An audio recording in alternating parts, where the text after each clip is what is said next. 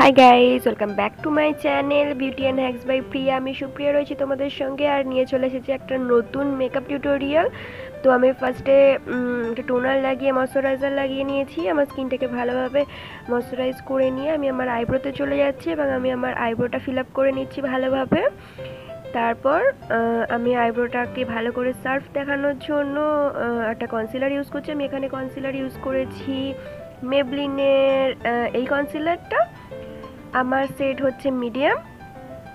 তো আমি ভালো করে কনসিলারটাকে ব্লেন্ড করে নিচ্ছি একটা ফ্লাফি ব্রাশের মাধ্যমে।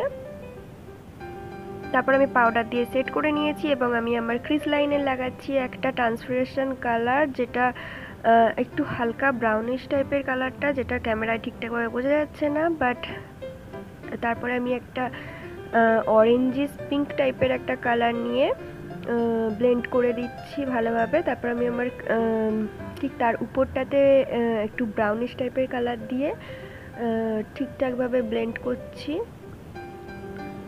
তারপর আমি এখানে একটা কনসিলার নিয়ে আমি একটা হাফ কাট ক্রিজ করার চেষ্টা করছি। কনসিলারটাকে ভালোভাবে আমি লাগিয়ে নিচ্ছি আমি আমার আইলিডে। তারপর একটা পাপ ব্রাশের সাহায্যে একটা গোল্ডেন টাইপের কালার, সিমার কালার পিক করে সেটাকে ভালো করে লাগিয়ে নিচ্ছি কনসিলারের উপরে। এখানে এটা হাফ কাট ক্রিজ হচ্ছে, ভালোভাবে লাগিয়ে নিচ্ছি সিমার কালারটা। তোমরা দেখতে পাচ্ছ এটা কিন্তু ব্লেন্ড করলে হয় না, এটা ট্যাপ ট্যাপ মোশনে বসাতে হয় সিমারটা।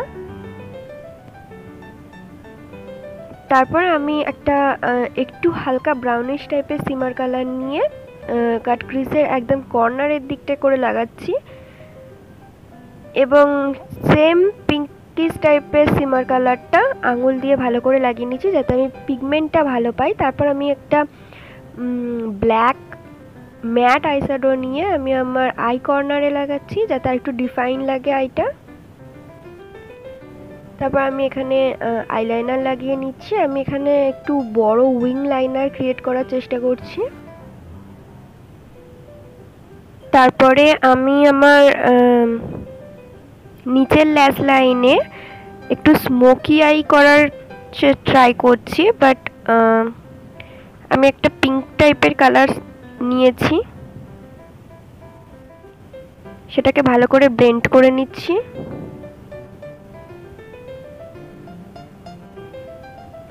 আমি চাইছি আমার চোখটা যাতে আরেকটু বড় টাইপের দেখতে লাগে, তার জন্য আমি নিচে জেল লাইনার লাগিয়ে নিয়েছি। তারপর আমি একটা প্রাইমার ইউজ করে সোজা চলে গেছি ফাউন্ডেশনে। আমি এখানে একটা ফাউন্ডেশন নিয়েছি। তারপর আমি এখানে একটা কনসিলার ইউজ করে নিচ্ছি। আমি এখানে নিয়েছি মেবলিন ফিডমির এই কনসিলারটা, সেটাকে ভালো করে ব্লেন্ড করে নিচ্ছি একটা ওয়েট বিউটি ব্লেন্ডারের মাধ্যমে। যেখানে যেখানে আমার হাইলাইট করাটা দরকার মনে হয়েছে সেখানে সেখানে আমি আমার কনসিলারটা লাগিয়ে নিয়েছি। ভালো করে ব্লেন্ড করে নিতে হবে কনসিলারটাকে, নাহলে খুবই কেকি টাইপের দেখতে লাগবে। আমি এখানে ভালোভাবে ব্লেন্ড করে নিচ্ছি আমার কনসিলারটা।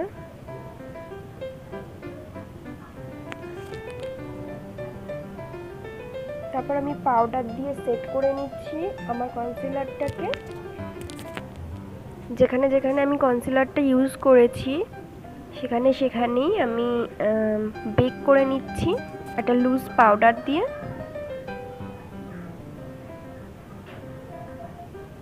পাউডারটাও আমি ওই ওয়েট বিউটি ব্লেন্ডার দিয়েই ইউজ করছি এবং গলাটাকে বাদ দিলে হবে না। তারপর 2 থেকে 5 মিনিট রেখে আমি পাউডারটাকে ঝেড়ে ফেলছি। ভালো করে পাউডারটাকে ঝেড়ে ফেলার পর আমি চলে যাচ্ছি হাইলাইটারে।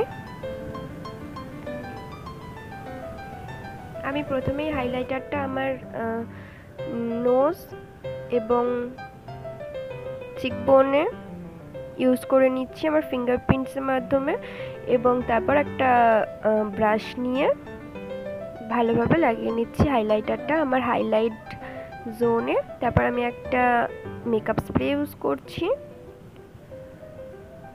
মেকআপ স্প্রে ইউজ করার পর তোমাদের যদি খুব সোয়েটিং হয় তো তোমরা একটা বিউটি ব্লেন্ডারে দিয়ে মেকআপ স্প্রেটাকে ভালো করে বসিয়ে নিতে পারো। তারপর আমি এখানে একটা খুবই নিউড টাইপের পিঙ্ক সেট পিক করেছি।